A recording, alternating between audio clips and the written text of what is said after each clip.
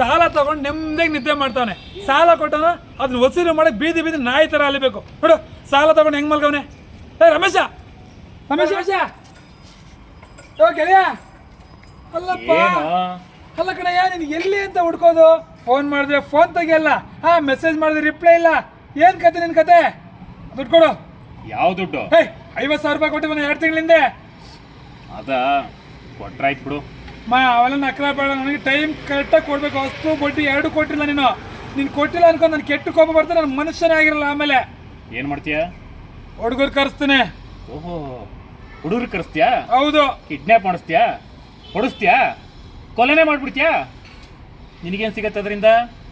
ನನ್ನ ಜೀವನ ಹೋಗಿರತ್ತೆ, ನಿಂದು ಜೀವನ ಮರ್ಯಾದೆ ಮತ್ತೆ ದುಡ್ಡೂ ಸಿಗಲ್ಲ. ಇದೆಲ್ಲ ಬೇಕಾ? ಅದ್ರ ಬದಲು ನಾ ಕೊಟ್ಟಾಗ ಇಸ್ಕೊಂಡ್ರೆ ಒಳ್ಳೇದಲ್ವಾ? ಅದು ಯಾವಾಗ ಕೊಡ್ತೇವೆ ಗುರುವೆ? ನೋಡಪ್ಪ, ನೀನು ಯಾವಾಗ ಕೊಟ್ಟೆ? ನಾನು ಕೇಳ್ದಾಗ ಕೊಟ್ಟೆ. ಯಾವಾಗ ಇಸ್ಕೋಬೇಕು? ನಾ ಕೊಟ್ಟಾಗ ಇಸ್ಕೋಬೇಕು ಅಷ್ಟೇ, ಹೌದಲ್ಲ? ಅಯ್ಯೋ ನೀನು ಏನೇನು ಹೇಳಂಗೆ ತಲೆ ಕಿಚ್ಚಿಟ್ಟಿಡ್ತೈತಪ್ಪ ನನಗಂತೂ. ಇದಕ್ಕೆ ಒಳ್ಳೆ ಪರಿಹಾರ ಅಂದರೆ ಒಳ್ಳೆ ಸ್ಟ್ರಾಂಗ್ ಟೀ ಕೊಡ್ಸು ಬಾ. ಅದನ್ನ ನಾನೇ ಕೊಡಿಸ್ಬೇಕಾ? ಬಾರಪ್ಪ ಹೋಗ್ಲಿ.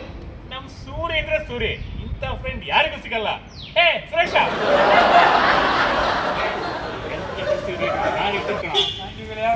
ರಮೇಶ ಅಣ್ಣ, ಟೀ ಕುಡಿ ಬರ್ತೀವಿ ಬಾಣ. ಇಲ್ಲ, ನಂದು ರಿಲೇಷನ್ ಒಂದು ಬೀಗ್ರೂಟ ಇದೆ, ನಾನು ಹೋಗ್ಬೇಕು. ಹೌದಾ? ಸರಿ,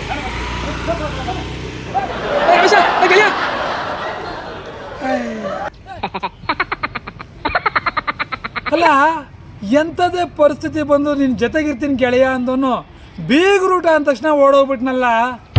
ಹೆಂಗ ನಂಬಲಿ ನಾನು? ಯಾರಪ್ಪ ನೀವು ಇಲ್ಲಿ ಕೂತಿದ್ದೀರಾ? ಯಾರ ನೀವು? ಅಣ್ಣ, ನಾನು ರಮೇಶ್. ಅಣ್ಣ ನಾನು ಸುರೇಶ. ನಮ್ಮ ಬಗ್ಗೆ ಗೊತ್ತಲ್ಲ. ನಮಸ್ಕಾರ.